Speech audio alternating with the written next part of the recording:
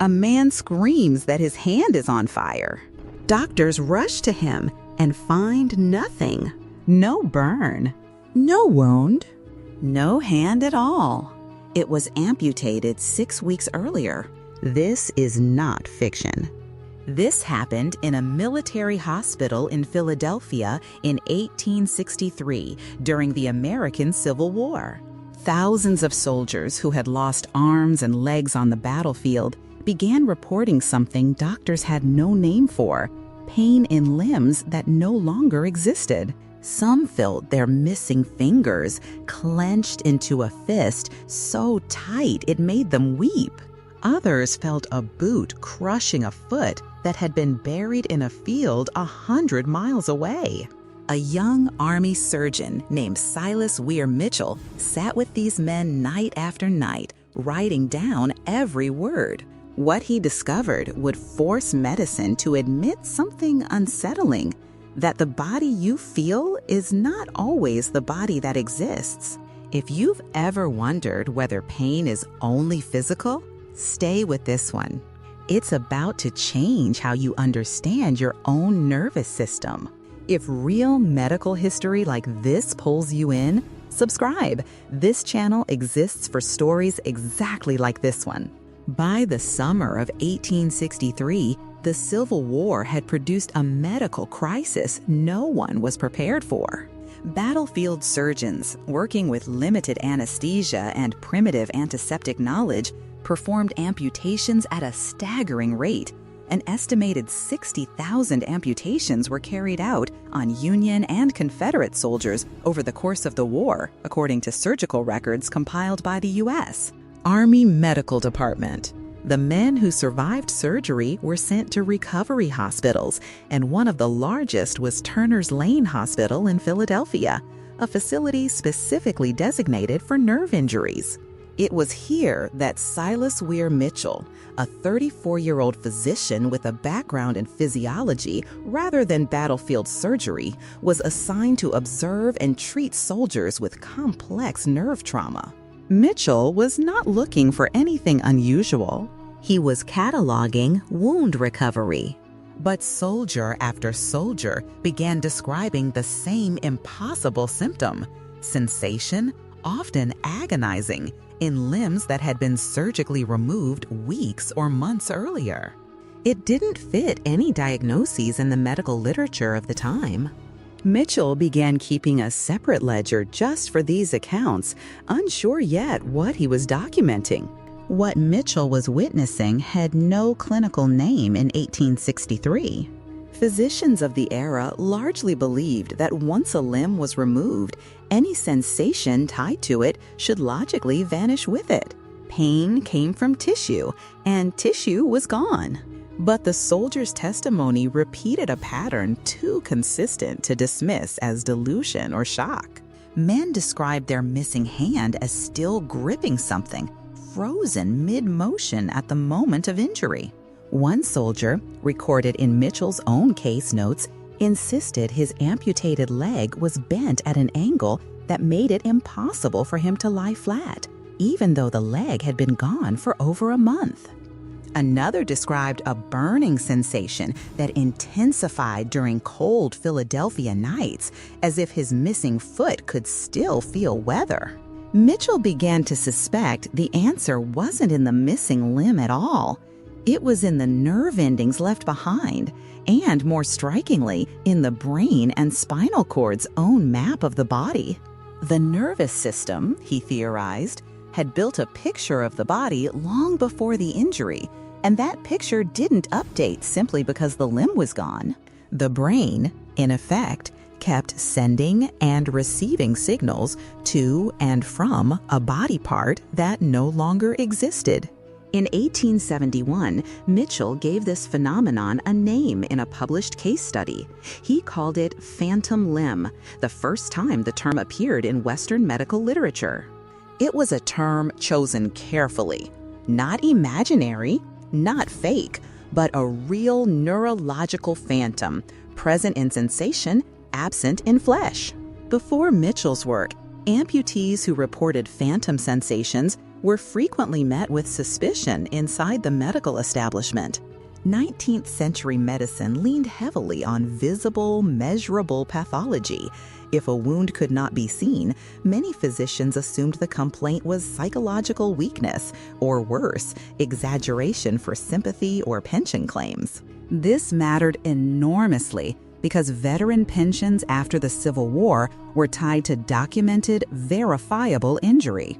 A soldier who could not explain his pain in terms doctors accepted risked losing both his credibility and his benefits. Historical pension board records from the era show recurring disputes over nervous complaints that examining physicians could not classify, phantom limb pain likely among them. Soldiers learned, in many cases, to stop reporting it. Mitchell noted in his writing that some men described hiding the sensation out of fear of being labeled unstable, even as the pain itself remained constant.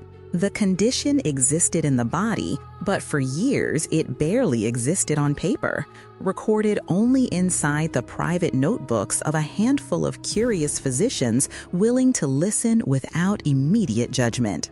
The turning point came not from a single dramatic event, but from Mitchell's decision to do something almost no physician of his era had done: treat the soldiers' accounts as clinical data rather than complaint.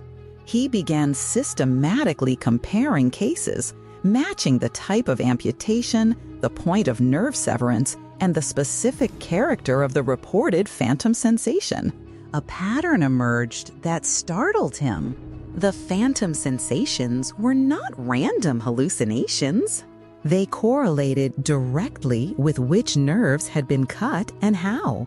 Soldiers with similar amputation sites reported strikingly similar phantom experiences: the same sense of a clenched fist, the same localized burning, the same feeling of a limb frozen in the exact position it held at the moment of the wound. This was the moment Mitchell moved from documentation to theory. He proposed, in an 1866 short story-style medical narrative he published anonymously, titled The Case of George Dedlow, a piece he used deliberately to introduce phantom limb phenomena to a wider public audience beyond medical journals, that the nervous system retained an internal, standing representation of the body. Injury didn't erase that internal map. It corrupted it, leaving signals with nowhere real to land. This is the kind of story that gets buried in old case files.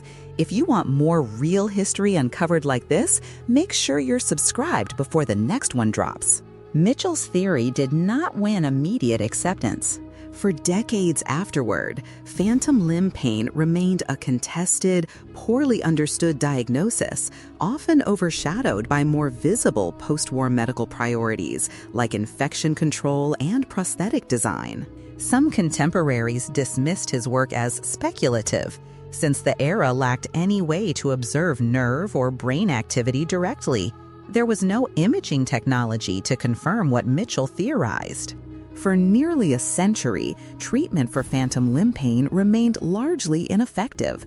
Some physicians recommended re-amputating higher up the limb, believing the pain originated in leftover nerve tissue at the stump. Records show these procedures frequently failed to resolve the pain because, as later research would confirm, the source wasn't in the stump at all. It was upstream, in the brain's own persistent body map.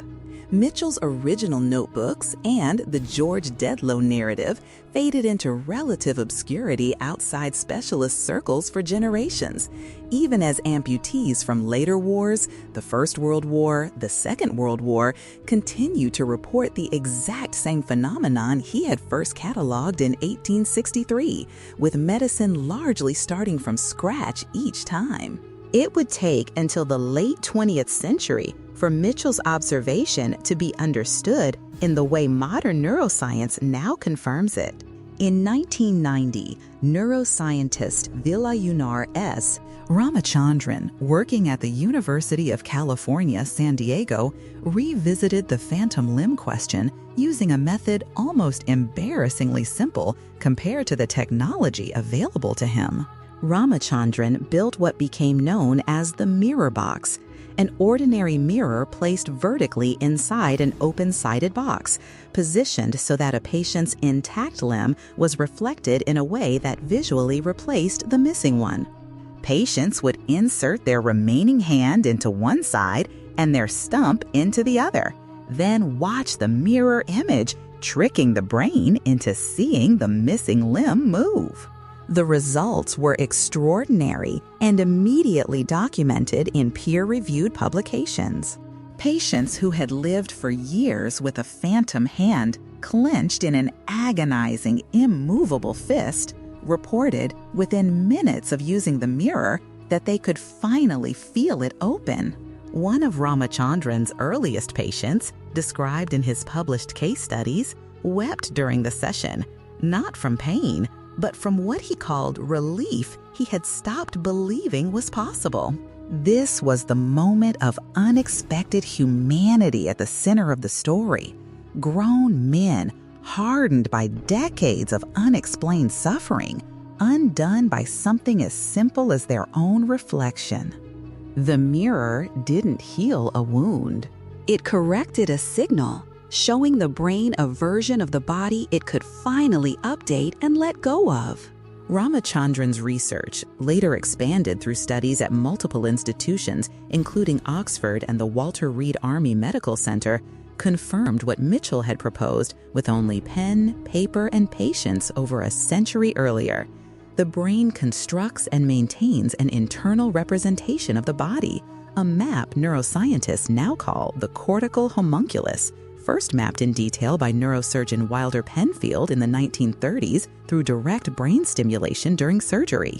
When a limb is lost, that map does not immediately erase itself. It persists, sometimes for a lifetime, generating sensation and pain from a body part the eyes can no longer find.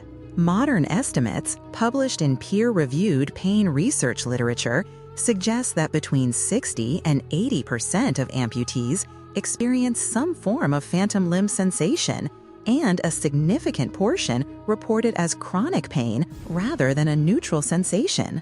What began as a mystery in a Philadelphia hospital ward in 1863 became one of the clearest known demonstrations that pain is not purely a story told by damaged tissue. It is a story the brain tells about the body, whether or not that body is still there to listen. Mirror therapy, born from Ramachandran's experiments, is now used in pain clinics and military rehabilitation programs worldwide, including at Walter Reed, where veterans of more recent conflicts in Iraq and Afghanistan have used the same basic principle Mitchell's Civil War patients never had access to. Silas Weir Mitchell went on to become one of the most respected physicians in American medicine, later known for his contributions to neurology more broadly, though the case of George Dedlow and his phantom limb research remained for most of his career a curious footnote rather than his defining legacy. It would take modern neuroscience to fully vindicate what he had quietly written down by candlelight in a wartime hospital. Today, phantom limb pain is formally recognized in clinical diagnostic manuals, understood as a legitimate neurological condition rooted in the brain's plasticity, its ability to remap itself after injury. The soldiers whose testimony Mitchell once had to defend against skepticism are now, in effect, footnoted in the same peer-reviewed literature that confirms they were right all along.